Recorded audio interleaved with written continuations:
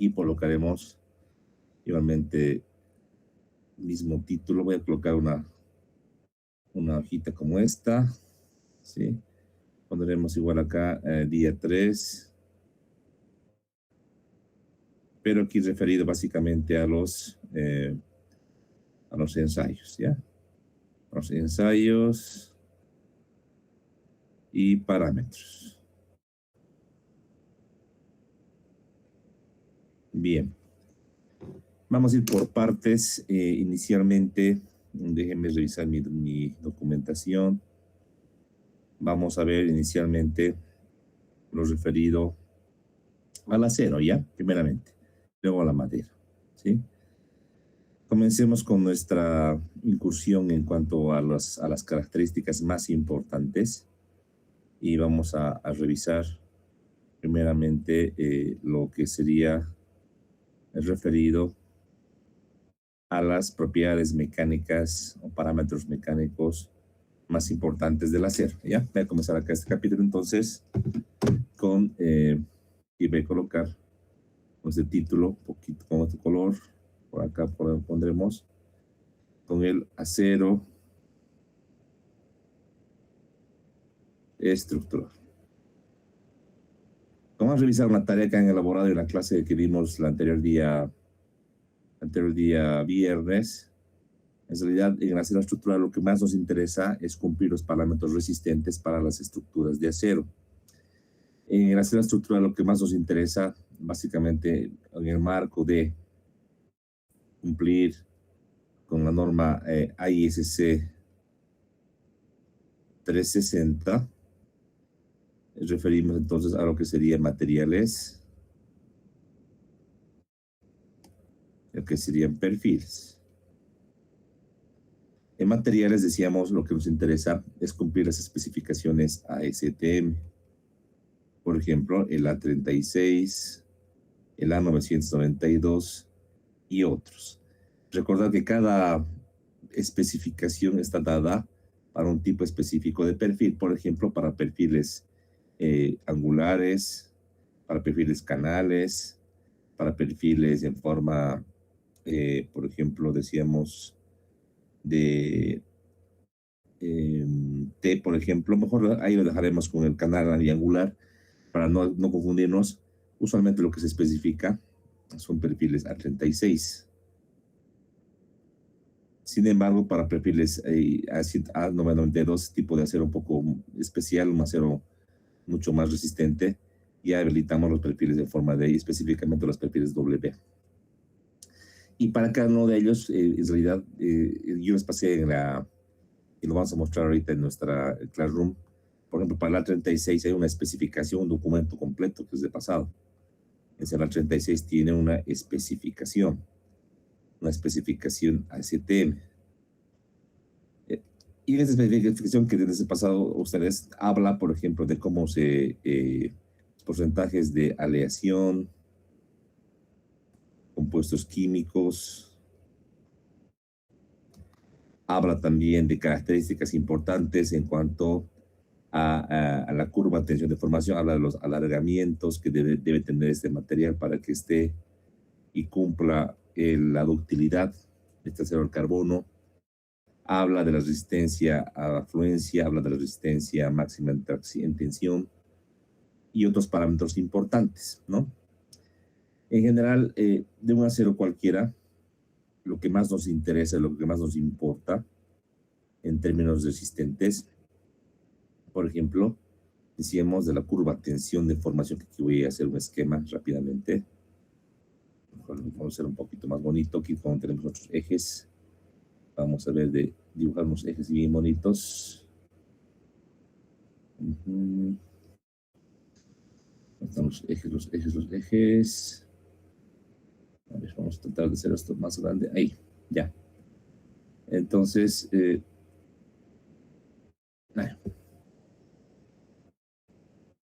lo que nos interesa de la curva de tensión de formación en el acero, básicamente un ensayo, decíamos, es la forma de esta curva, que usualmente para aceros dúctiles, como la 36, tiene esta forma, una parte lineal, recta, hasta un punto, una parte que viene con una curvatura, un pico máximo, un pico inferior, el alargamiento, el endurecimiento, el punto máximo y por último el punto de fallo, ¿no? Y todos esos puntos, los que más nos interesan para fines de cálculo inicialmente, es el límite de fluencia, el pico inferior del límite de fluencia, y decíamos el esfuerzo máximo en tensión, queremos llamar esfuerzo máximo, o FU, ¿no? Para un acero dúctil. Obviamente, para la especificación A36 también está asociado esto a un valor de un alargamiento en fluencia y un alargamiento máximo en la tensión, que también está especificado para ese escenario.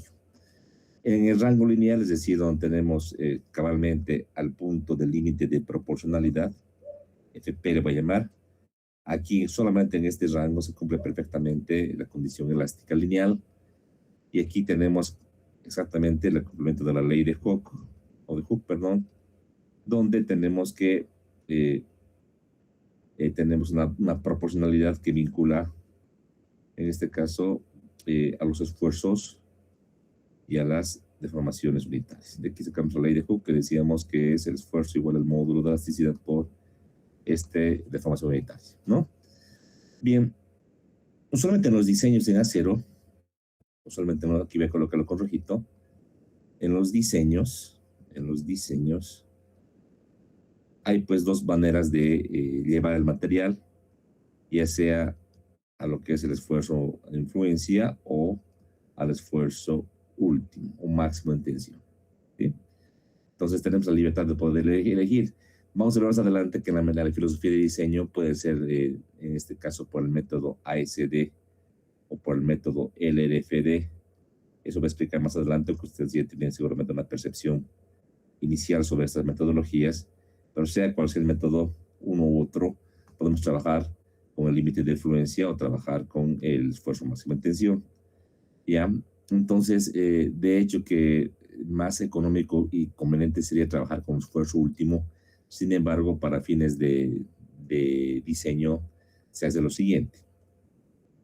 Habida cuenta que el esfuerzo o la fuerza unitaria para el esfuerzo máximo en tensión es mucho mayor que la deformación unitaria en fluencia, entonces dice que si se calculara, o sea, si diseñara un miembro de L longitud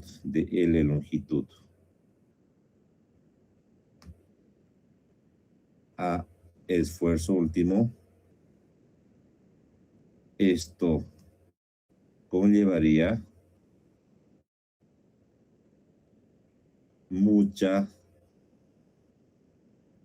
deformación. Y para esto vamos a ver una curva más o menos real. Para esto, y lo que hoy yo voy a hacer es agarrar nuestro Classroom. Lo vamos a abrir. Nuestro Classroom, aquí está. Y les voy a mostrar justamente lo que les decía. Les he subido la especificación ACTM A36, tanto en inglés y español. El que está en inglés está más completo. El español está traducido, pero no está tan ideal como el que está en inglés. Vamos a ver ahora. Aquí debería estar el documento. A ver, vamos a ver un segundito. Aquí está. Este es el que está en inglés. Vamos a abrir en otra página. Ya. Y vamos a revisar que la 36 de ACTM nos dice lo siguiente. Por ejemplo, que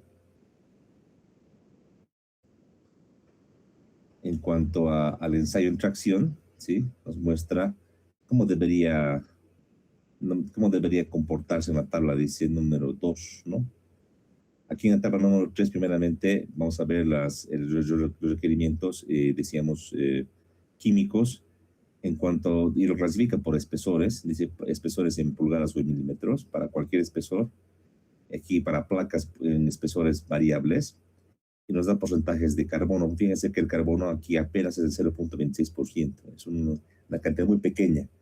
Eso quiere decir que el acero es al carbono, es un acero bastante maleable, bastante dúctil, no tiene manganeso, tiene algo de fósforo máximo, como digamos, en términos de la fabricación del acero como contaminación, podría ser un fósforo máximo de 0.04, sulfuros máximo de 0.05 y los demás materiales también de esa manera. Y vamos a ver que al final lo que a nosotros nos interesa es el cuadrito este donde tenemos los parámetros de formación y tensión. Aquí está, por ejemplo, para el tema de los requerimientos, aquí está, fíjense, para número 2.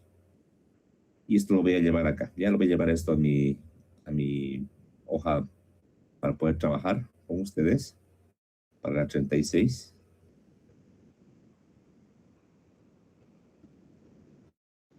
Vamos a trabajar con esto. A ver.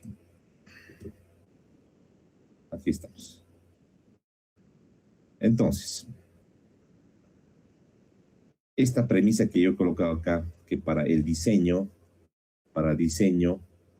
dice, si trabajamos con FPU habría mucha deformación, vamos a verificar, ¿sí? Entonces, eso es para la 36, es para la 36, según lo que sería el ASTM, sus requerimientos, y vamos a marcar con color, en este caso amarillo. Fíjense, el esfuerzo en tracción varía, dice, el esfuerzo máximo entre 58 y 80, en megapascales 400 y 550, y el punto de fluencia mínimo de 36 K6 o 250 megapascales aproximadamente redondeado.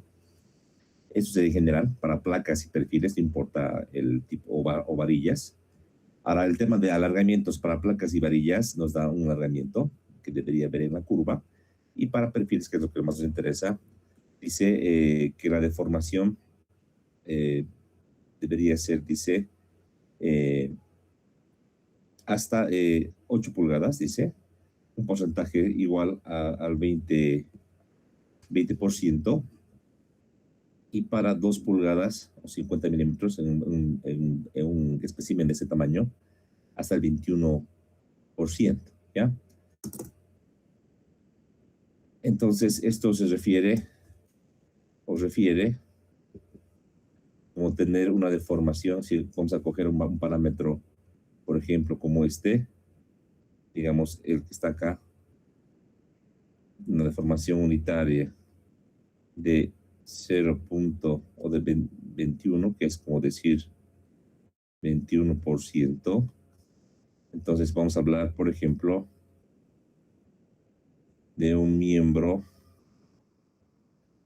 digamos, de una barra, una armadura, atracción, digamos,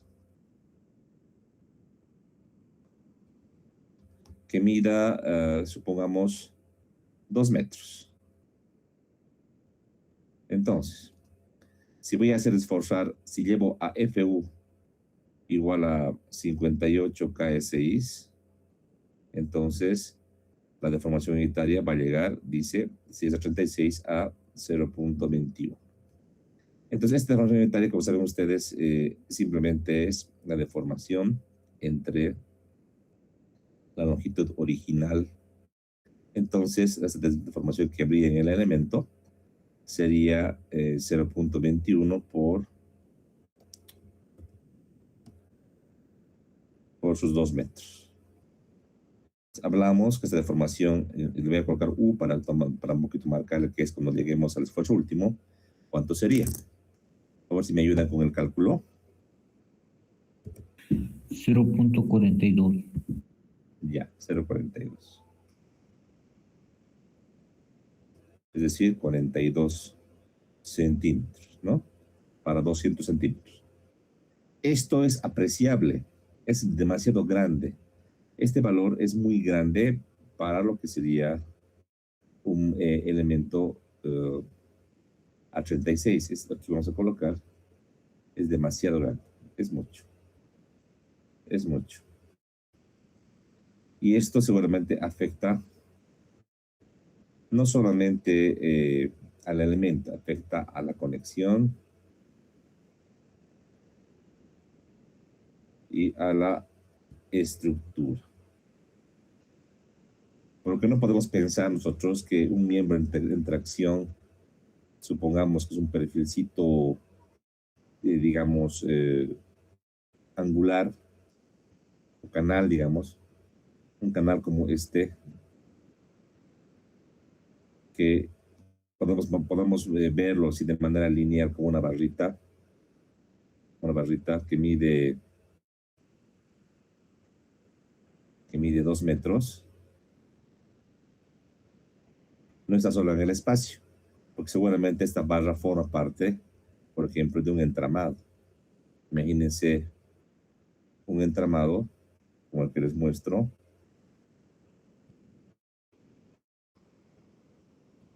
donde ahí tenemos este elemento que mide 2 metros. Y acá, por ejemplo, en esta unión o en esta unión, tenemos que materializar, por ejemplo, el elemento ya canal con su espesor dado, ya, así supongamos, que tenemos que unirlo con un elemento vertical, que también puede ser un canal, un tubular, cualquier tipo de perfil, supongamos también que es un canal. Entonces tenemos que materializar la conexión también con el otro elemento que viene por acá y con un elemento diagonal que viene en el sentido.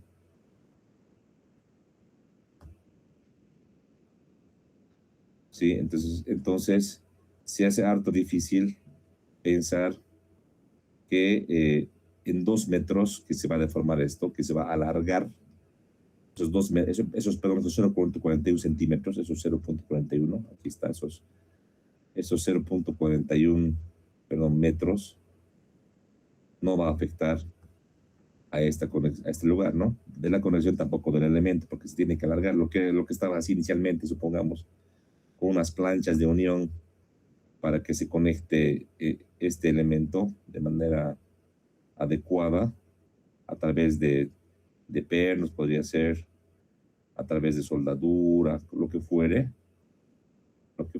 entonces va a verse afectado por el crecimiento o alargamiento de este perfil que tiene que ahora alargarse. Seguramente está por aquí, sus 41 centímetros, ¿no? Pues si esto se va a alargar de esta manera y una vez que entre con el esfuerzo, ¿cómo quedaría este arreglo, no? Ya no quedaría bien, no quedaría centreado, ¿no? Y entonces este valor de deformación, que es aproximadamente un 21%, no es aceptable. ¿Para qué? Para la estructura, inclusive la conexión. Entonces, en miembros, por ese motivo hago este ejemplo, en miembros, entonces, aquí voy a colocar, entonces, en miembros, ya sea tracción, compresión, flexión, lo que fuere, si solamente si trabajaremos con la tensión de fluencia. Porque acá la deformación unitaria de influencia no está en la tabla, ¿no? Especificado, es mucho menos, aproximadamente 0.2 por mil, les cuento, por mil. Entonces hablamos de 0,02, ¿no? O 0, perdón, estamos mal. 2 por mil es esto, 2 por mil. No es 0,2 por mil, 2 por mil.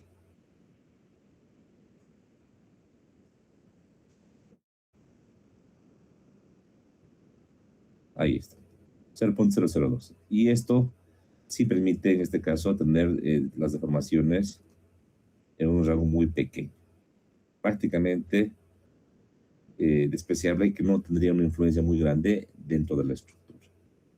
Lo que hacemos es que las tensiones entonces nunca superen el esfuerzo de influencia y nunca llegamos al esfuerzo último.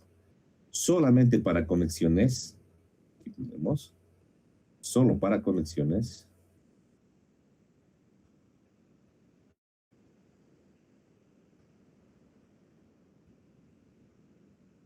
permitimos el esfuerzo máximo. ¿Por qué? Porque a diferencia de un miembro de 2 metros de una armadura, una conexión, ¿cuánto mide? O sea, esta conexión, si lo voy a acotar, usualmente las conexiones se acotan, se las mide, si quieres, entre las perforaciones. En este caso, entre esta perforación y esta perforación, para cada elemento, ¿cuánto hay? Aquí hablamos, por ejemplo, no hablamos más de unos 5 a 10 centímetros. Y para 5 y 10 centímetros, ya llegar a esta deformación última de 0.21 es muy pequeñito, ¿no? Muy pequeñito, que no va a influir en la estructura, ¿no? Solo para las conexiones trabajamos con FU y para los miembros trabajamos con esfuerzo de fluencia, ¿sí? De la curva de tensión de formación. Otro parámetro importante, decíamos en la clase anterior, es el módulo de elasticidad. ¿Qué hablamos? Del módulo de elasticidad, también conocido como módulo Young, ¿no? Módulo Young. Felizmente en el acero se considera constante. En los ensayos de tensión de formación de aceros puede variar un poquito la pendiente, pero se asume en la norma un valor de 29.000 KE6 como constante, sin importar el tipo de acero. Puede ser A36, A992, cualquier tipo de acero para la norma, obviamente que cumpla las especificaciones ACTM, se considera como constante. Eso es una gran cosa que nos ayuda mucho en los cálculos de esfuerzos y demás. Por otra parte también, el coeficiente de Poisson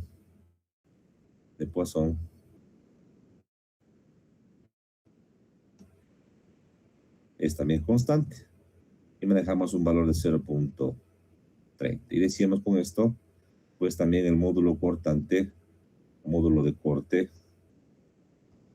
por tanto, es un valor constante que va a valer esto, decíamos, el módulo de elasticidad sobre 2 más 1 más el Poisson, ¿verdad? Que son más o menos aproximadamente haciendo los cálculos, obviamente de manera exacta, pero aproximadamente llegamos a un valor de 77.000, aproximadamente, ¿no?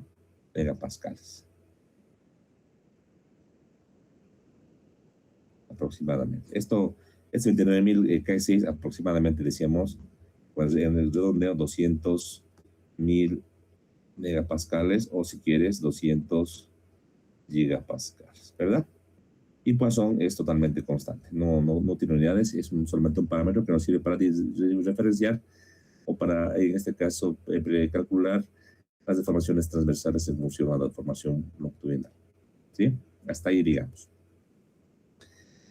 Bien, no importa si es en tracción o en compresión. Ya, ahora vemos el cortante. Todo el cortante. Voy a preguntar al curso si alguien de ustedes conoce o ha escuchado, en este caso, cómo se hace el diseño al cortante. El diseño al cortante. Igual en el miembro, entonces, igual que en un miembro, igual que un miembro a tracción, compresión, flexión, ¿sí?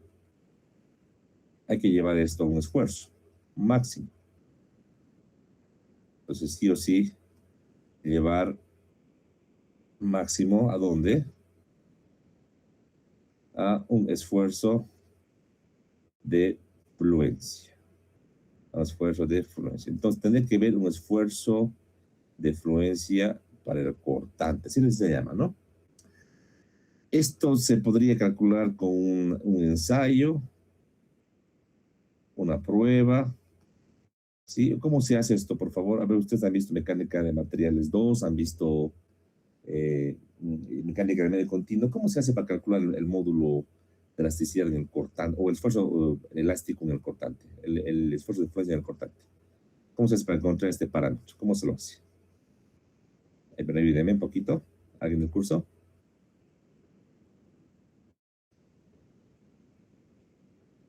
¿Cómo se hace? ¿Se acuerdan de los criterios de falla? De 3 Cadegón-Mises, que han visto con el ingeniero Camacho en mecánica de continuo. De ahí se deduce que el esfuerzo de fluencia al cortante aproximadamente el 58% del esfuerzo de influencia para esfuerzos normales, ¿no? Tracción, compresión. Pero una norma en el AISC establece directamente un redondeo de este valor que para fines de cálculo dice es 60%, o sea, 0.6 de la tensión de fluencia. ¿Ya? Para todo lo que es cortante, entonces, vamos a manejar este porcentaje del 60% para fines de diseño, ¿sí? Bien, hablemos ahora un poquito en cuanto a, en términos generales también, hablemos de lo que vieron ustedes en mecánica de materiales. En mecánica de materiales, o si quieres resistencia de materiales, que es lo mismo, probablemente el nombre más correcto es mecánica de materiales.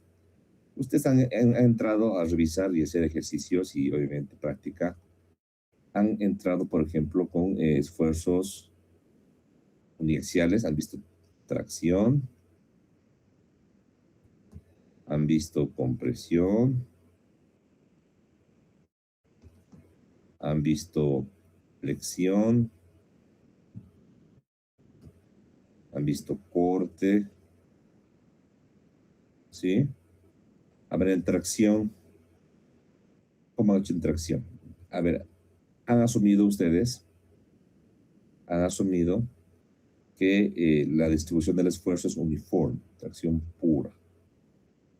Han dicho en promedio, si la sección rectangular, si la sección es uniforme, perdón, no es variable, y la carga es constante, han dicho que el esfuerzo es igual a la carga del área.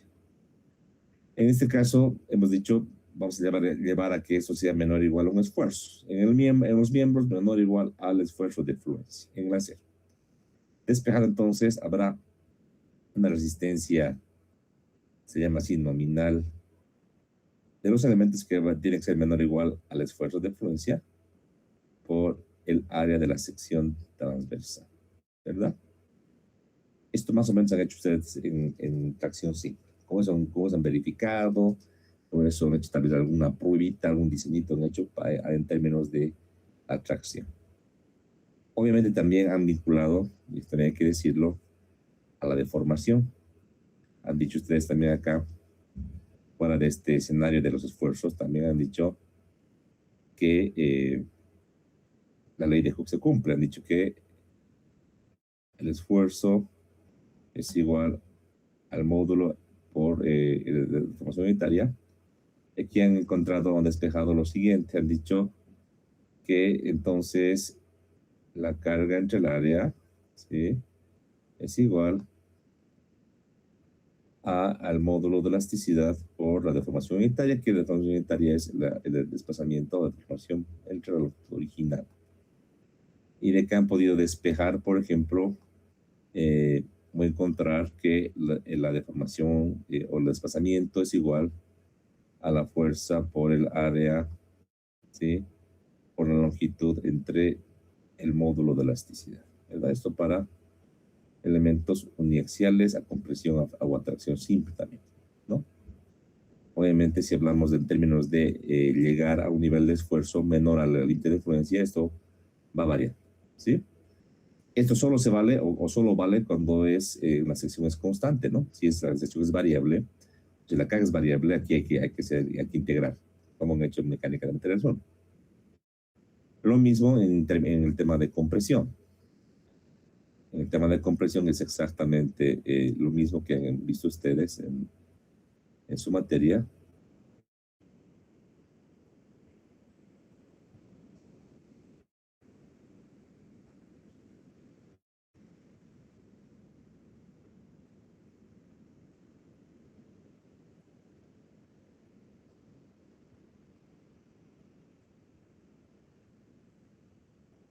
Entonces, igual compresión pura. Y la ecuación misma vale tal cual. Y si hay aplastamiento, igualmente también vieron que esta ecuación es válida, ¿verdad? Sin embargo, aquí esto no funciona siempre porque puede haber el fenómeno del pandeo. Si la sección no es tan gruesa y entra en términos de que se deforma, puede haber pandeo, un fenómeno de inestabilidad. Aquí ustedes vieron el pandeo por flexión. Eso es mecánica de materiales 2. Vieron el pandeo por flexión, pandeo flexional. También conocido como pandeo del señor Euler, que hallaba pues una carga crítica de pandeo en función de pi cuadrado, el módulo, el área entre K por L entre L al cuadrado, es decir, entre la esbeltez del elemento. Esto para los ejes principales, ¿no? En función de esto también han hecho ustedes su dimensionamiento en compresión, ¿sí? Pero un parámetro importante, igualmente la tensión de fluencia en este caso. En flexión, ustedes han encontrado o han visto o han llevado a su elemento de análisis, a sus vigas, han visto que el momento resistente óptimo es el momento plástico. El momento plástico es la tensión de fluencia por el módulo resistente plástico. En este caso, el comportamiento elastoplástico. Y con este vamos a trabajar bastante en nuestro curso de flexión, donde lo importante será encontrar el módulo plástico, porque la tensión de fluencia es un dato del material, ¿verdad? Y obviamente ese momento plástico tendría que ser mayor o igual que el momento solicitante, ¿verdad? En el cortante, por último, en el corte, vienen ustedes de tratar de encontrar una tensión vinculando, en este caso, a la fuerza cortante multiplicado por el momento estático de área, primer momento estático de área, entre la inercia y el ancho de la sección. Este esfuerzo cortante que lo han deducido, obviamente este corte por flexión, queremos colocar por flexión,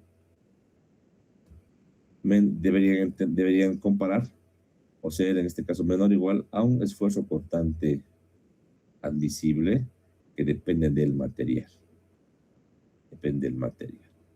¿Verdad? Tiene también con que sí un factor de seguridad. ¿Sí? Aquí un poco la dificultad era encontrar este valor de Q, que es el primer momento estático de área. Está en función de la sección transversal. ¿Sí? Y por último, vieron lo que sería la flexocompresión. Han visto seguramente también los referidos a otro tipo de esfuerzos combinados. Pero en flexocompresión lo que me interesa a mí es el criterio de entender que después por el esfuerzo normal va a ser el referido, por ejemplo, a la relación de esfuerzo normal por la carga de tracción o compresión, más menos lo referido a la capacidad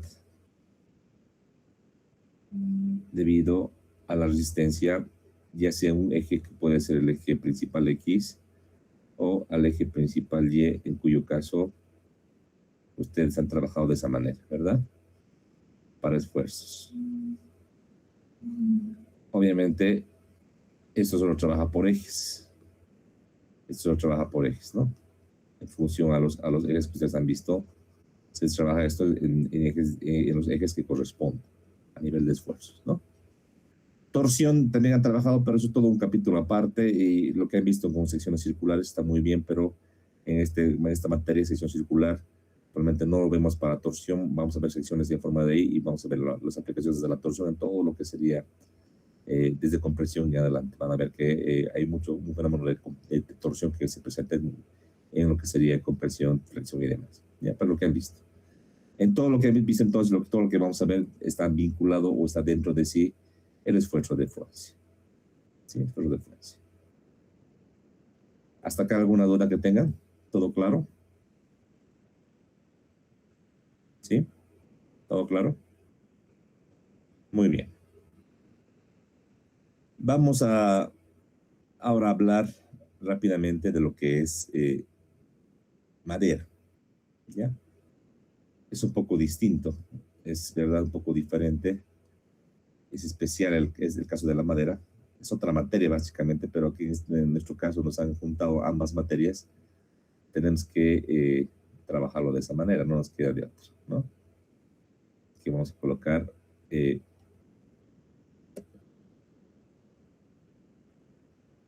madera estructural.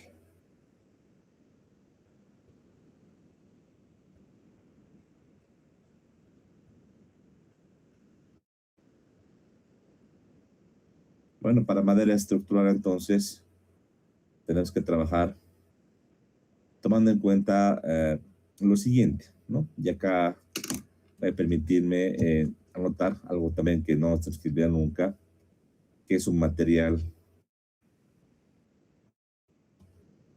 anisotrópico,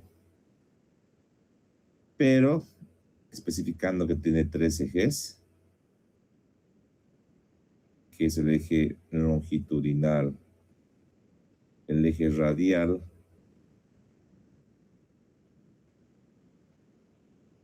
y el eje tangencial. Se puede tratar de simplificar este anisotrópico en un comportamiento ortotrópico, que se llama, porque que comporta diferente en los 3 ejes principales que tiene la madera, ¿no? Bien, dicho esto, entonces vamos a revisar un poquito de la norma del Pacto Andino. Voy a abrir lo que habíamos descargado con ustedes. Aquí está, de la norma del Pacto Andino. Y rápidamente les voy a mostrar aquí unas grafiquitas que me interesan mucho que los otros puedan ver. Esto, como veamos ya los capítulos de diseño, vamos a volver a revisar, pero aquí de manera general, esto de las propiedades mecánicas físicas, tenemos que revisar, ¿sí? Y rápidamente voy a mostrarles, por ejemplo, algunos parámetros importantes, interesantes.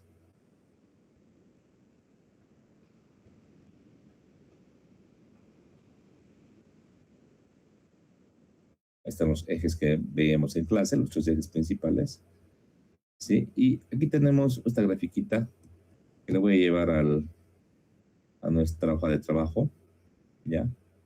Acá de la norma, ¿sí?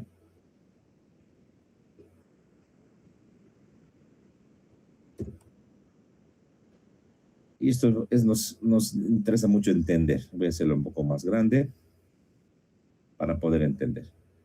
Esta gráfica es una gráfica esfuerzo de formación para maderas latifoliadas, maderas de la norma en este caso que aplica Bolivia. Y aquí en el eje horizontal tenemos la deformación unitaria, que está por 10 a la menos 1 para que se vea ver la proporción de los valores. Por ejemplo, aquí 0.1 por 10 a la menos 1, o sea, tendría que ser 0.01, ¿no? Y acá aquí tenemos el esfuerzo en kilos por centímetro cuadrado, ¿no? Aquí está como delta, pero es sigma esta en realidad, ¿no? Esto es sigma. Por 10 al cuadrado. Entonces aquí tenemos, por ejemplo, este valor sería 10 por 10 al cuadrado sería 1000, ¿no? 1000 kilos por centímetro cuadrado, ¿ya? Entonces, quiero que se vea en la gráfica que tenemos en la primera curva, esa tracción C dice, tracción C. Aquí la gráfica es compresión, es la gráfica A, la gráfica B es compresión. Aquí van a ver lo siguiente, aquí si lo vamos a hacer un zoom en esta partecita, ahí dice compresión paralela, dice. Aquí dice compresión, así dice, ¿no? Y acá solo hablo de tracción. Tracción. Pues tracción, como no dice nada, yo les voy a explicar que esta es la tracción paralela. Ya. Recordemos que de la norma que ahorita vamos a volver a ver un cachito, tenemos esta gráfica de los ejes principales del comportamiento de nuestro elemento de madera, ¿sí? Los ejes de direcciones ortogonales. Entonces vamos a hacer este recorte para poder explicar bien, ya desde un punto de vista estructural, ¿no? Estructural.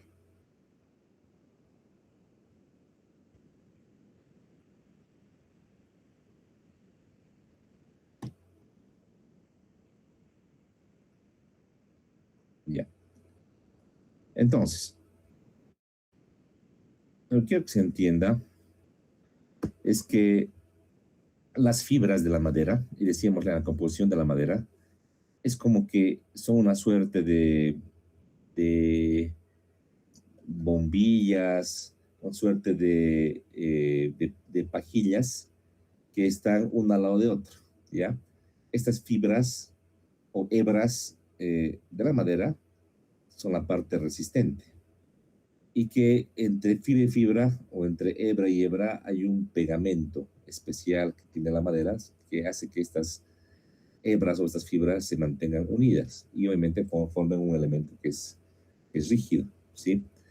Entonces, estas fibras trabajan muy bien o de manera competente en la parte longitudinal, o sea, a lo largo del eje. Por ejemplo, tracción paralela o compresión paralela a las fibras refiere a una fuerza que viene en el sentido, ¿verdad? En el sentido. Digamos, en caso de tracción, así y así, estaría este caso. En el caso de la compresión, en el sentido, ahí y ahí, que sería en este caso. ¿Sí? Y ahora la compresión perpendicular, ¿cómo se entendería? Sería una fuerza que tendría que venir en un sentido distinto, es decir, por ejemplo, en este sentido. Ahí y ahí. Por ejemplo, en el sentido radial, podría ser en este corte, en esta gráfica, ¿verdad? Sería así. Ahí y ahí. Bien. ¿Por qué no hay una tracción perpendicular? O sea, no hay atracción en la gráfica. En la realidad existe, hay una resistencia, pero es muy chiquita. Si hablamos en términos de este esquema, yo podría hablarles, por ejemplo, a ver, otro color voy a elegir de punterito, como que algo así, como que una resistencia más o menos por aquí, mínima, mínima, y muy frágil, no hay prácticamente nada de deformación, casi no hay, es muy frágil, muy chiquito, se rompe y es explosiva esta falla. ¿Por qué se entiende que esto es esta falla que es de tracción perpendicular es tan chiquita que la norma no la toma en cuenta? Porque si se ponen a pensar, son como estas fibras, estas pajillas que les decía, y que a lo largo trabajan perfectamente bien, pero cuando tú traccionas hacia arriba y lo jalas, estas pajillas se van a querer despegar una de otras.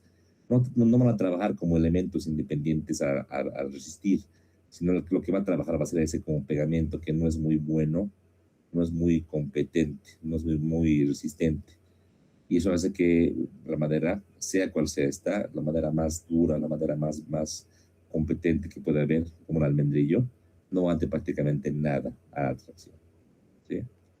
Entonces eso genera este problema. Ese problema. La norma del manual de diseño para maderas del grupo andino, si lo voy a abreviar, ya, prohíbe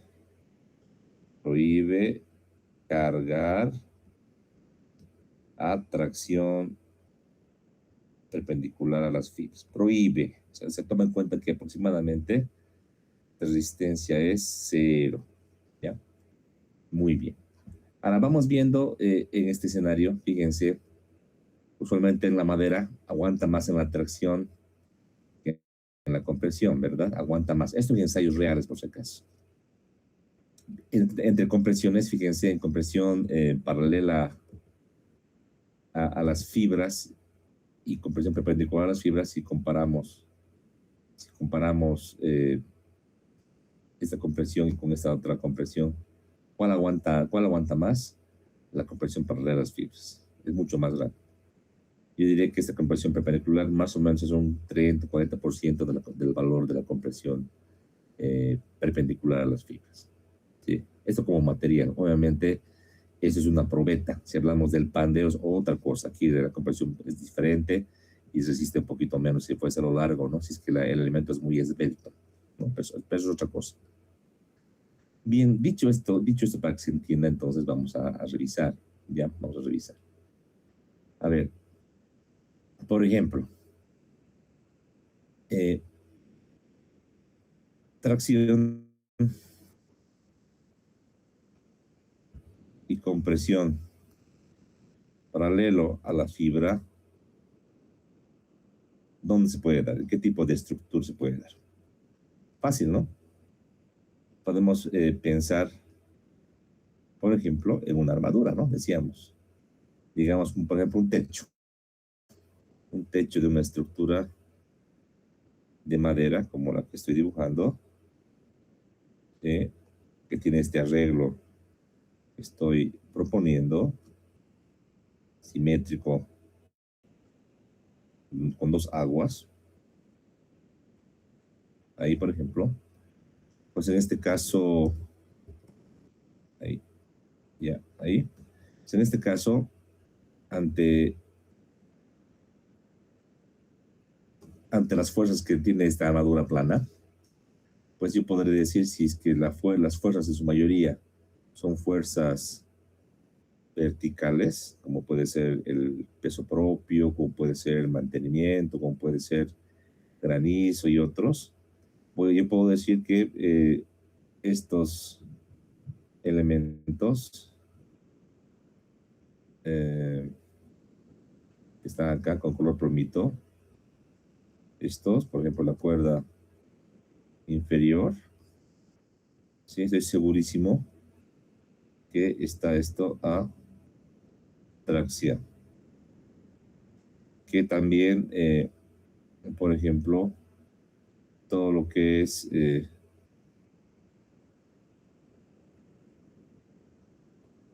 esta cuerda superior va a estar a compresión.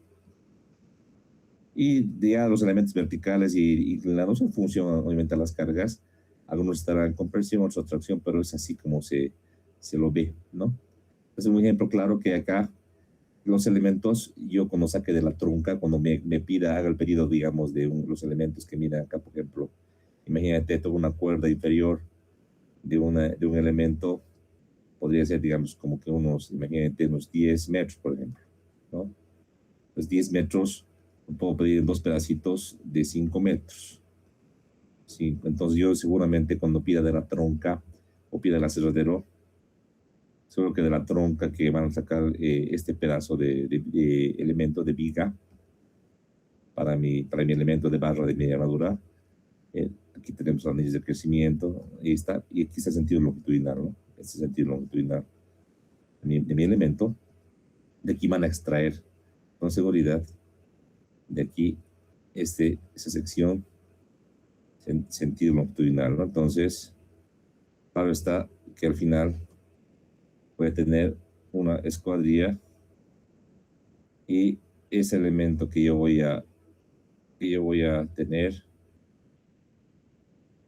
digamos, esa L de 5 metros, sí va a seguir el sentido longitudinal, porque las cargas, los esfuerzos, en este caso van a ser en el sentido, ¿no? Por ejemplo, y atracción. Atracción. Entonces, el esfuerzo que yo voy a oponer a esta fuerza va a ser un esfuerzo atracción paralela a las fibras, ¿verdad? Entonces cumpliría este escenario en el cual yo voy a usar esta gráfica, este esfuerzo atracción paralela, que en la norma le llaman F sub T. F sub T. ¿Sí? ¿Se entiende? En compresión, igual lo mismo, también a lo largo, esta barra superior medirá pues 56 metros igualito. Voy a sacar de una tronca en sentido longitudinal. Jamás de manera transversal, porque no habría una tronca tan grande para poder extraer de ahí semejante longitud de elemento, ¿verdad? Entonces, casi siempre en CH armaduras trabajamos con elementos de esa manera. Ahora preguntémonos, ¿dónde voy a utilizar un elemento a compresión perpendicular? Bueno, entonces voy a colocar aquí otro ejemplo. Aquí lo vamos a colocar. A ver, compresión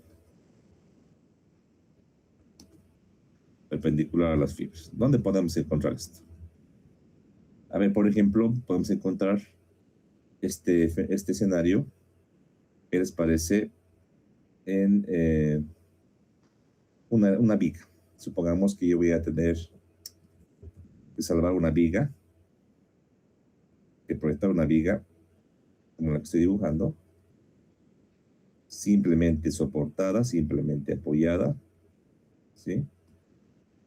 Aquí la sección transversal de la viga va a ser esta, una base y un peralte. Ahí en sentido, están el corte radial puede ser. Acá estarían las fibras, ¿no? En sentido longitudinal. La viga puede estar simplemente soportada, es decir, tener este arreglo, como está aquí. Pero en fines prácticos, ese arreglo, ¿cómo se lo puede materializar en obra o en un proyecto real? Pues seguramente de la siguiente manera. Seguramente que yo lo puedo llevar de la siguiente manera. Para poder apoyar mi elemento, pues voy a tener que apoyarlo en un elemento, por ejemplo, como un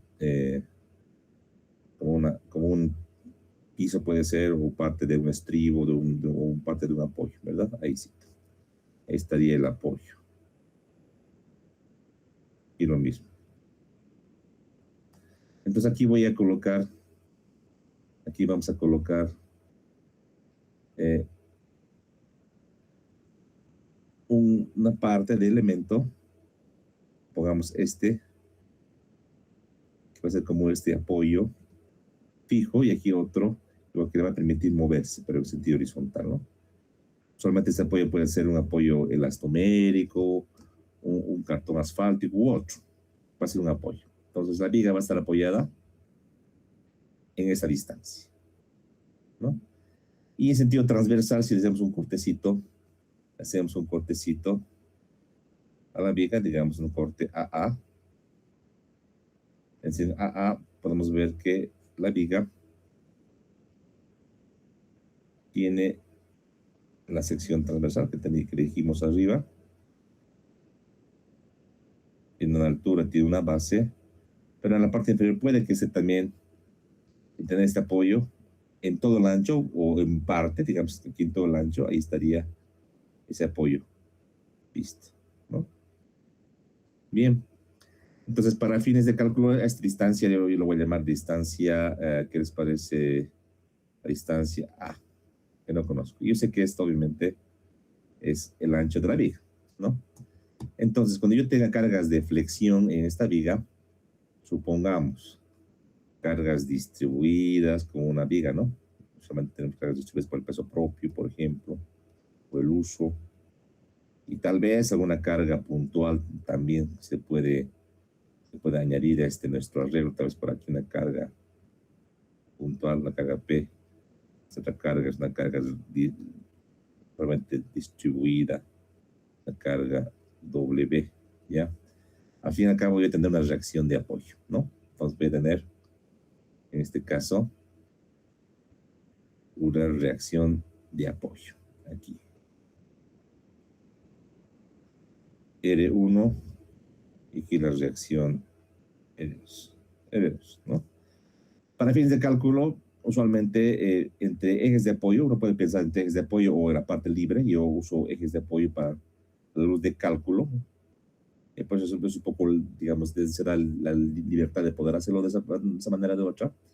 Yo puedo decir, bueno, la reacción de apoyo, en este caso, si es que esto está a la mitad, es L medios. Se dice entonces que la reacción de apoyo es igual y sería como que la carga por la luz entre 2 más P medios, ¿verdad? Más P medios. Ahora, estas reacciones de apoyo yo tengo que hacer que en la madera no le produzcan problemas, porque esta carga puntual va a querer perforar o va a querer entrar a lo que sería la viga, pero de manera transversal a las fibras, porque hay las fibras, convengamos, que están, repito, en este sentido. Aquí están las fibras, ¿no? En este sentido. Entonces ahí tenemos, R1 produce compresión perpendicular a las fibras. ¿Qué se hace entonces ahora? Lo que hacemos es encontrar un esfuerzo a compresión perpendicular. ¿Qué sería? Que sería R1 o R2, en este caso R1 voy a colocar, ¿entre qué? Entre el apoyo. Mi apoyo sería acá en este caso a la distancia, el área de compresión. El área de compresión sería la distancia A, y voy a diseñar por el ancho de mi viga, porque mi apoyo viene de canto a punta en todo el ancho B. Entonces, directamente, el esfuerzo de compresión sería R1 por A por B, y debo limitarle un esfuerzo a compresión perpendicular admisible, que se llama así en la norma. Entonces, lo que yo puedo hacer con esta verificación es hacer que se cumpla esto, o diseñamos, ¿no? Cuando yo podría hacer un cálculo y decir acá, voy a diseñar. Voy a diseñar ¿qué parámetro? La distancia A.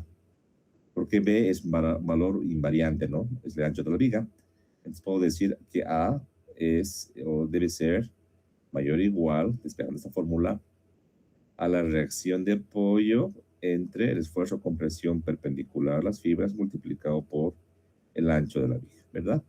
Entonces lo que estoy haciendo es encontrar una distancia A lo suficientemente buena o suficientemente útil para que mi viga en el apoyo soporte esta compresión perpendicular, ¿sí? Una aplicación práctica de este R1. Otra aplicación práctica podría ser, por ejemplo, las conexiones. Cuando yo uno, por ejemplo, una cercha, por ejemplo, y tengo una unión, por ejemplo, de esta cercha, de una parte de una cercha, y tengo una cuerda inferior, supongamos, aquí tengo una barra o un elemento vertical, que tengo una diagonal en el sentido, ¿sí? ¿Ya? Entonces yo lo que pretendo, por ejemplo, es hacer un arreglo con pues podría ser un empalme directamente, ¿no? O con una plaquita, lo podría ser. Aquí en la parte superior, una plaquita de madera podría colocar de esa manera. Imagínense así. Una plaquita de madera para que yo pueda colocar mis conectores. Es decir, por ejemplo, acá mis dos pernitos, si me sale del cálculo, de esa manera. Algo así podría ser, ¿no? Pero si yo atornillo directamente, porque esto visto de costado, puede que yo tenga visto de costado solamente el elemento vertical de esta manera, se va a ver así, y mi elemento horizontal, igual si tiene el mismo ancho, va a ver así, de esta manera, y la plaquita con anaranjada, pues que esté solamente una cara, digamos, por aquí, se va a ver así. La plaquita de madera, ¿no? Puede ser una plaquita pequeña, ¿no? Pues mis pernos van a tener que entrar, por ejemplo, en este elemento, ahí y ahí, ¿no? Mis pernos, aquí tengo sus cabezas de los pernos, y aquí tendría la parte con rosca, aquí sus tuercas. Si yo aprieto las tuercas con una fuerza dada, esta fuerza dada de apriete puede hacer que este elemento falle localmente en estos puntos. ¿Debido a qué?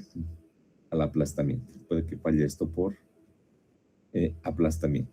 Aquí puede haber una falla por aplastamiento. ¿Por qué? Porque este aplastamiento puede ser que al atornillar, entonces el esfuerzo o el esfuerzo sea mayor que el esfuerzo a compresión perpendicular a las fibras. Otro ejemplo que aplica este caso. Es por eso que en madera casi siempre utilizamos placas en ambos sentidos, o placas metálicas, o arandelas, que evita justamente este esfuerzo, lo distribuye el esfuerzo en un área mucho más grande, ¿verdad? Por eso es, por la baja resistencia a la compresión perpendicular. Eso es. ¿Sí? ¿Se entiende esta parte? Jóvenes, señoritas, ¿se entiende? Muy bien. A esto entonces vamos a ver ahora lo que dice la norma. Voy a abrir la tabla, las tablas de la norma. Como ustedes habíamos visto que hemos impreso unas tablitas. Déjenme abrir. Están en nuestro escritorio. Están en nuestra tabla de avance. Decíamos aquí imprimirse la tabla, la parte 5, ¿verdad? En la parte 5. Aquí está. Entonces, luego de las propiedades de las secciones, de las escuadrillas, decíamos secciones reales, comerciales. Aquí simplemente está la área. Esta área, por si acaso, es el área de la sección real. Y las propiedades mecánicas más importantes, que serían las inercias y los módulos resistentes elásticos, y parámetros de peso o de volumen de madera por metro lineal. Tenemos la siguiente tablita referida a los esfuerzos admisibles, ¿ya? Esto lo voy a copiar en nuestra tabla, en nuestra hoja de trabajo, perdón. Entonces, si vamos a hablar de la norma, vamos a hablar de los esfuerzos admisibles, o lo que trabaja nuestra norma. Si nos fijamos, jóvenes señoritas, tenemos que, en cuanto a los esfuerzos admisibles en madera, tenemos los grupos, decíamos madera dura, y hay que olvidarse, madera dura, semidura y madera blanda, entre comillas blanda, ¿no? Uso estructural, madera A y B. Entonces aquí uso estructural. Y de grupo C, decíamos, usualmente vamos a tratar de tener estructuras temporales o otras estructuras secundarias, ¿no? Fíjense. Aquí tenemos, aquí voy a copiar con otro color, con este. Aquí tenemos estos parámetros, ¿no? Voy a comenzar con este. Este es el esfuerzo admisible a tracción paralelo a las fibras. Aquí no lo coloca, pero se supone que es paralelo porque la norma prohíbe el que sea compresión. En verdad que es perpendicular, ¿se acuerdan? Este es el esfuerzo admisible a compresión paralelo a las fibras. Es el esfuerzo admisible a compresión perpendicular a las fibras. Y este simplemente es el esfuerzo admisible a cortante. Y acá este es el esfuerzo admisible a flexión. ¿Ya? Bien. Inicialmente vamos a ver lo que nos interesa. Por ejemplo, este esfuerzo admisible a compresión. Voy a analizar la compresión paralelo y compresión perpendicular. Fíjense, para el grupo A tengo 145 contra 40, el grupo B tengo 110 contra 28, el grupo C tengo 80 contra 15. ¿Este qué unidades está? Está en kilogramos por centímetro cuadrado. Es decir, y tengo, por ejemplo, grupo A, entonces el esfuerzo de compresión paralelo vale 145 kilogramos fuerza por centímetro cuadrado y el esfuerzo de compresión perpendicular es apenas 40 kilogramos por centímetro cuadrado. Es así la diferencia que hay. Sacamos porcentajes. Si dividimos 40 entre 145, hablamos de la relación de esfuerzos o de valores admisibles. En la relación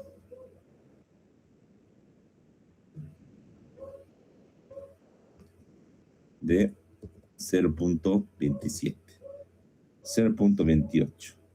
Entonces, que FC perpendicular aproximadamente es un 28% de FC paralelo. Esto para el grupo A, ¿no? Y para el B es algo similar, varía un poquito el porcentaje, pero hablamos más o menos de un parámetro similar, entre un 20%, 25%, igual para el grupo C. Se cree, es muy baja la resistencia y más o menos se condice con esta gráfica que les mostré acá, de gráfica de resistencias, ¿verdad? Más o menos se condice. Además que no solamente a resistencia, hablamos de este punto, ojo, hablamos de este punto en la gráfica, eso tenemos que tomar muy en cuenta, no solamente que ver el número como un valor de esfuerzo, yo hablo de este punto y de este punto.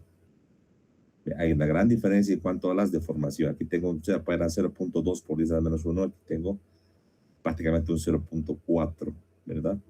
O sea que realmente es mucho más dúctil a compresión paralela que compresión perpendicular, que prácticamente la ruptura esta se da a muy poca deformación. Es mucho menos dúctil, ¿verdad? Mucho menos dúctil. Bien. Ahora comparemos en la tabla. Usaremos otro colorcito. Por ejemplo, con color rosado o un azulito. Comparemos, por ejemplo, el esfuerzo de atracción. Grupo A. Grupo A, fíjense, 145 con el de compresión 145. Voy a comparar ahora esfuerzo de compresión y tracción. Entonces, también del grupo A,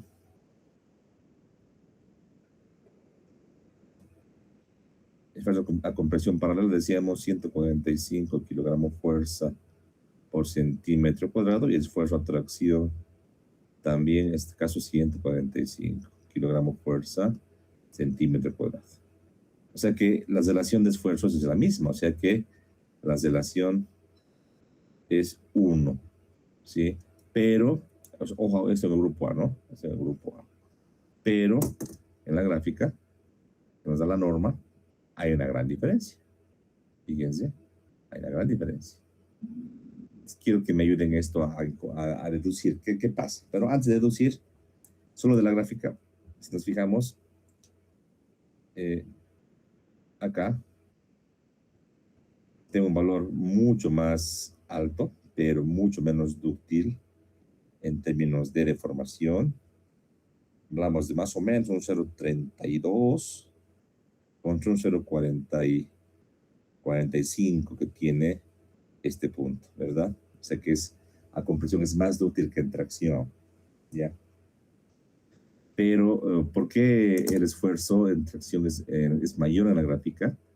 En cuanto a esfuerzo de ensayo, ojo, de ensayo, y acá es prácticamente igual. ¿Por qué? ¿Alguien me ayuda, por favor?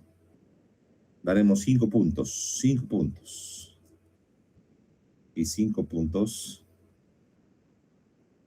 que expliqué por qué en admisibles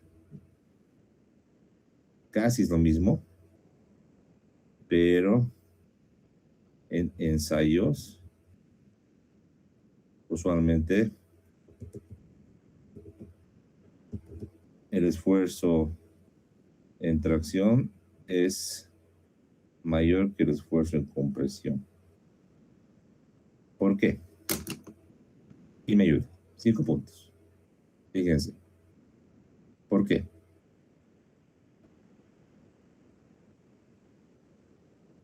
¿Por qué? ¿Alguien en el curso? ¿Alguien en el curso? ¿Me ayuda? Ya. Les voy a ayudar. Porque recuerden que en ensayos, lo que hacemos es ensayar un número grande de elementos, sacamos el 5 percentil, el 5%, decíamos, o sea, ajustamos a los valores más pequeños del 5%, eso en ambos casos, y luego aplicamos factores de corrección y luego factores de seguridad. ¿Sí? Factores de corrección, aquí puede haber por nudos, o sea, la madera tiene nudos, ¿no? Resinas, defectos que pueden haber, defectos. Como también la fluencia lenta, es decir, una carga sostenida en el tiempo que le afecta a la madera de manera significativa, y factores de seguridad en función del tipo de falla, ¿verdad? Estos parámetros están en la norma. Pues nos fijamos en la gráfica para que la tracción baje y se iguale más a la compresión. Los factores seguramente de seguridad son más grandes en tracción que en compresión. ¿Por qué? Porque la falla es más frágil que la de compresión y los defectos en la madera, nudos, resinas, rajaduras, todo eso influye más en la tracción que en la compresión. Es más crítico la tracción. Por ese motivo, porque los factores son diferentes, entonces aquí ponemos en tracción factores más críticos. Por eso es que se reduce más en tracción que en compresión. Muy bien. Muy bien. Y ya. Por último, para acabar, veamos este cuadrito y veamos. Aquí tenemos el esfuerzo en cortante. Realmente este cortante es muy pequeñito. Este valor es muy pequeñito. 15, 12, 8. El esfuerzo el corte es un talón de Aquiles en la madera. El cortante por flexión, sobre todo el cortante horizontal es crítico, porque como saben ustedes, entre las fibras, ese pegamento no aguanta mucho. En sentido vertical no es crítico porque las fibras tienen que cortarse, pero en horizontal, ahí está el problema. Estos valores están calculados y calibrados para el cortante horizontal, que se da entre fibra y fibra, ¿sí? Que se halla de manera experimental, tiene factores de seguridad, todo aquello. Ya es un ensayo también estandarizado que se realiza y que mañana lo vamos a ver a detalle. Todos los ensayos vamos a ver en lo que es madera, con ejercicios y con ejemplos, ¿no? Entonces es un parámetro crítico. Usualmente no gobierna el diseño. En vigas, por ejemplo, lo que gobierna el diseño es la flexión o la deformación usualmente. El cortante solamente cuando tenemos vigas muy cortitas y con cargas puntuales grandes, por ejemplo. Ahí sí, el cortante podría ser crítico. Podría ser crítico, ¿ya? Ahora lo que me interesa para acabar la clase justamente es esto. Un poquito que esto me ayude a entender. Aquí tengo 2 módulos de elasticidad. Ambos son módulos de elasticidad. Quiero que me ayuden a entender por qué hay 2. Uno dice 0.05 o en mínimo dice el otro E promedio. O sea, ese de acá es el E del 5%, que les dije que se utiliza 5% para los demás parámetros, para flexión, para compresión, para cortante y tracción. 5%. Pero aquí hay otro E promedio. El promedio, ¿qué es el promedio? Es la mitad, ¿no ves? 50%. ¿No? ¿Por qué dos módulos? Y se van a anotar por favor en su cuaderno. A ver, el E, el módulo de elasticidad,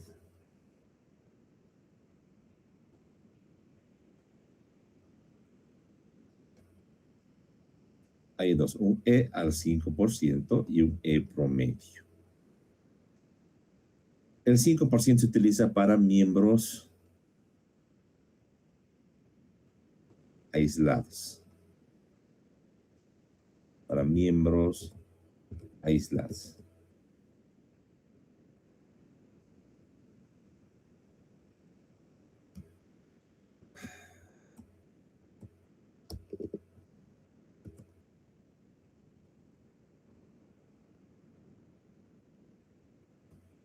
Y el promedio para miembros que forman parte de un sistema que se ayuda entre varios elementos. Ya, de entrada el módulo de elasticidad es bastante bajo. Vamos a revisar. Para la mejor madera, grupo A, la madera más poderosa, la mejor madera. Grupo A. Dice, el E5%, 95,000 kilogramos de fuerza por centímetro cuadrado y el módulo promedio, 130,000 kilogramos de fuerza por centímetro cuadrado. ¿Ya? Estos valores de la mejor madera que hay son muy pequeñitos. El módulo del acero hemos dicho que es 200 gigapascales. ¿Ya? Esto aproximadamente es 2.100.000 kilogramos de fuerza por centímetro cuadrado. Si dividimos, por ejemplo, el módulo del acero entre el módulo, digamos, el 5 percentil de la madera, del grupo A.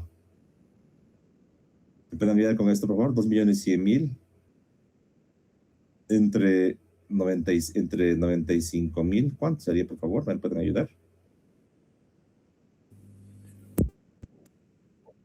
22,1.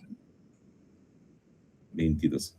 Me está cortando por mi memoria, les cuento. Están abierto muchas ventanas, se me está cortando por la memoria.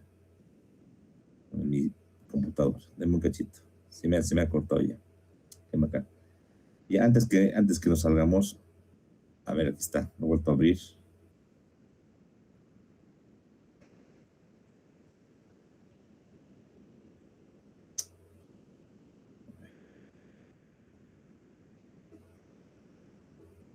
¿22, no? Aproximadamente 22, ¿no? Aprox 22, ¿no? Entonces, el acero es 22 veces más rígido que la madera, que la mejor madera. Si hablamos del hormigón, el módulo del hormigón más o menos es variable por la resistencia, pero más o menos, ¿no? 220,000, 250,000 anda la madera, el hormigón, perdón. Contra los 95,000, entonces otro factor. Esto ponemos entre el módulo del 5% del grupo A, que esto es 95,000. A ver si me lo divides, digamos 250,000 entre 95,000, ¿cuánto sería? 2,6. Ya. Es como pueden ver, un hormigón más o menos debilucho es casi 3 veces más que la mejor madera, y el acero es 21 veces, 22 veces mejor, más que la mejor madera. O sea que el gran talón de Aquiles de la madera había sido la rigidez. La rigidez, es decir, es muy deformable la madera, es muy deformable. Entonces, viendo ese escenario, es que la norma ha analizado, y obviamente para elementos que son únicos o aislados, como una columna aislada o una viga, o con pocos elementos, nos obliga a diseñar o verificar con el módulo del 5%. Pero ya para sistemas estructurales compuestos con varias vigas o viguetas o varias columnetas, nos permite utilizar es el módulo promedio. Pero aún así, el incremento del módulo no es tan grande. Eso vamos a ver en los diseños, ¿no? Algunos ejemplos de esto. Les voy a mostrar. Por ejemplo, en las diapositivas que habíamos visto del capítulo. Ahí está.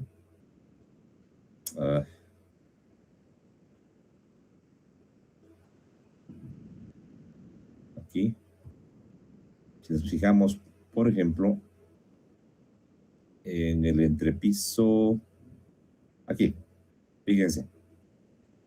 Aquí tenemos una suerte de viguetas. Lo que estoy marcando ahorita con mi puntero láser, fíjense, son viguetas. Una vigueta, 2 viguetas, 3 viguetas, 4 viguetas, 5 viguetas.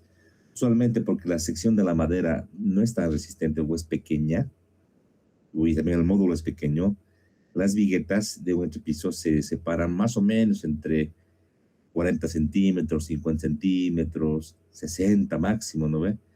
Es por su resistencia, como también por la resistencia del entablado. El entablado es delgado, no tiene tanta resistencia, no puede quedar muy colgado, entonces eso delimita la separación de las viguetas. Y claro, si tú tienes un panel, un claro de 3 metros, 4 metros, vas a necesitar un montón de viguetas, ¿verdad? Y cada vigueta está unida entre sí por estos elementos transversales llamados diafragmas o vigas transversales.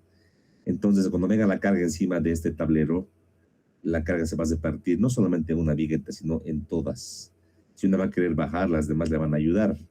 Ahí nos permite la norma trabajar con el E-promedio, Lo mismo ocurre en paneles verticales. Fíjense aquí en este gráfico.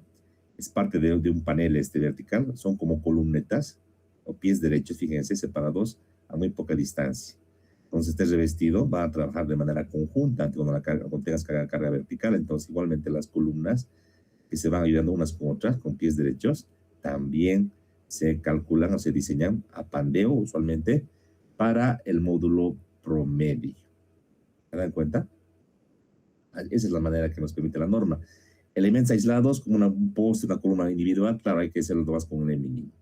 Cuando veamos diseño de columnas o de vigas de entrepiso, ahí vamos a ver los requerimientos que nos da la norma, pero más o menos para que tengan una idea, ahí está la diferencia de usar el famoso módulo mínimo o el módulo promedio. ¿De acuerdo? ¿Sí? Muy bien. Tienes que acabar este capítulo hoy día, vamos a tener que hacerlo mañana, y aquí ya nos quedamos, estamos cansaditos. Una tarea les voy a dejar hoy día en el grupo para que elaboren en función de lo que hemos avanzado hoy día, y mañana lo van a entregar hasta cierta hora. ¿Ya? ¿Tienen alguna pregunta, estimados estudiantes? ¿Alguna duda? ¿Todo bien? ¿Sí? Bien. No creo, no creo, pero yo tengo un colega, es ingeniero, un colega que me va a colaborar con algunas prácticas con ustedes. Me va a ayudar. ¿Sí? Me va a ayudar. Ya. Muy bien. Ahora, yo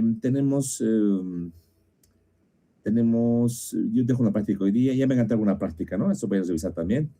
Tenemos mañana clases. Yo les hemos programado a las 11:15, ¿se acuerdan? 11:15 hasta las 4. Mañana tengo un problema. Mañana tengo una reunión a las 11 en el rectorado. Y me han programado recién el sábado, me han llamado para que esté 11. Y eso va a tardar bastante, no va a ser rápido. Entonces, mañana tendríamos que diferir un poco más tarde la clase. Mañana lunes, ¿no? Como tampoco hay mañana ningún partido, ni mucho menos del Mundial. No hay tanto problema, ¿no? Para ustedes. Pues mañana tendría que ser nomás como que a las 5:15, más o menos la clase, 5:30, ¿sí? Eso, repito, no es tanto mi culpa, es una reunión que nos han programado de urgencia en el rectorado, ¿sí? Lo voy a colocar en el grupo de WhatsApp, todos están en WhatsApp, entonces ahí lo voy a colocar para que podamos coordinar, ¿de acuerdo? Entonces quedamos aquí. Recuerden que hay reglas en el curso, hay la asistencia, eso ya estoy yo controlando de manera automática, tengo un programa que me calcula. Y nos vemos mañana, va a ser para eso de las 5:15. Les voy a dar una tareita más tardecito mañana para que lo elaboren. Por favor, tienen que leer el material que yo les he subido. he subido material, videos, he subido documentos, tienen que ir revisando, por favor. Mañana vamos a cubrir este capítulo número 3, referido a los ensayos y a las cargas en estructuras. Y también arrancaremos mañana mismo el capítulo referido a lo que sería tracción simple. Sé que estamos embalados. El examen primer parcial de esta materia posiblemente demos el día sábado o el día lunes de la siguiente semana, máximo. Entonces tenemos que estar ya más o menos listos y hay que estudiar cada día, no nos queda de otro, ¿sí? Muy bien, nos vemos entonces mañana. Muchas gracias, buenas noches.